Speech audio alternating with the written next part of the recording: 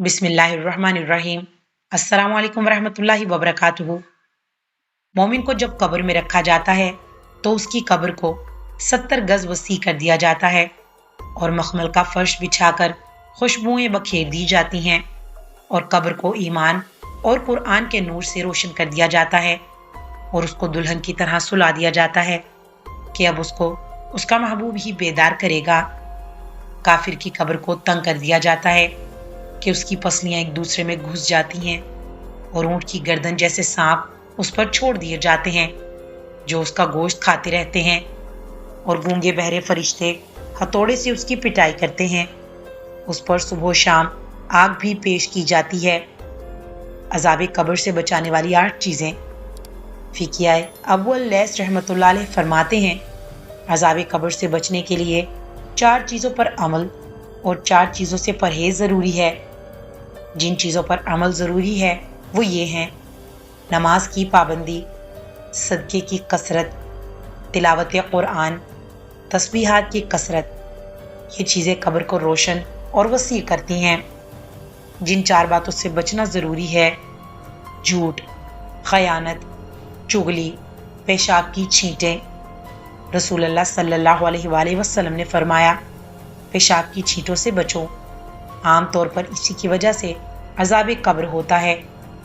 अल्लाह को 4 बातें नापसंद हैं: नमाज में खेलना, कुरान की तिलावत करते वक्त लग़ू बातें करना, रोज़े की हालत में जिमा करना, कब्रिस्तान में हंसना।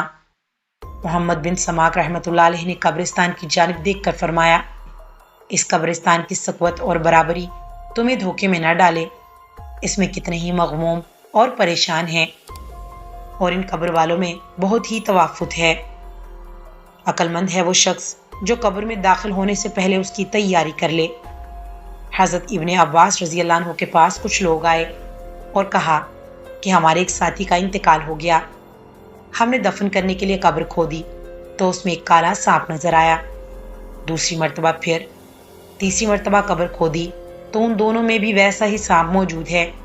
अब हम क्या करें? फरमाया, उनमें से ही किसी एक कब्र में दफन कर दो। ये सांप उसके किसी अमल के नतीजे में है।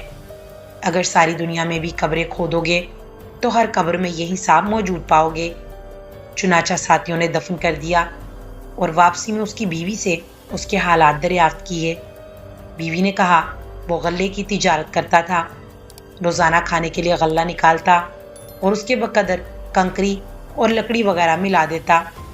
कब्र का सांप उसी का नतीजा था। ज़मीन की पुकार। ज़मीन रोज़ाना 5 मरतबा पुकारती है, ए इंसान, तू मेरी पुश्त पर चलता है और एक दिन मेरे पेट में आएगा। ए इंसान, तू मेरी पुश्त पर तरह तरह की चीज़ें खाता है और मेरे पेट में तुझको कीड़े मकोड़े खाएंगे। ए इंसान, तू मेरी पुश्त पर हंसता है, अनकरीब मेरी पेट में जाकर रोएगा। ए इंसान, तू मेरी पुश्त पर खुश होता है, कल को मेरे पेट में गमगीन होगा। ए इंसान, तू मेरी पुश्त पर गुनाह करता है, मेरे पेट में तुझको सज़ा दी जाएगी। मुर्दे की चीखों पुकार।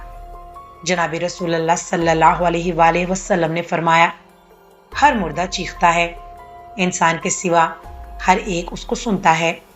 अगर इंसान सुन ले तो बेहोश हो जाए।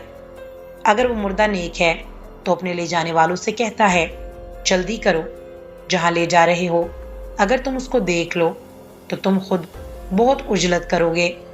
और बदकार मुर्दा कहता है, जल्दी ना करो, अगर तुम उस जगह को देख लो तो हरगिज मुझे वहाँ ना ले जाओगे। दफन के बाद 2 फरिश्ते आते हैं, सियाह फाम नीली आंखों वाले। सर की जानिब से नमाज रोकती है, कहती है, इधर से ना आओ, क्योंकि इस कब्र के खौफ से रातों को ये शख्स नमाज में मशगूल रहता था। पैरों की जानिब से वालिदैन की अताअत माननी होती है। दाहिनी जानिब से सदका, बाएं जानिब से रोज़ा रोकता है। दीनी तालीमात और इस्लामी वाक़यात के लिए चैनल को सब्सक्राइब करके नोटिफिकेशन दीनी तालीमात और इस्लामी वाक़यात के लिए चैनल को सब्सक्राइब करके नोटिफिकेशन ऑन कर दें। वीडियो को सदका जारिया समझकर शेयर करते रहें।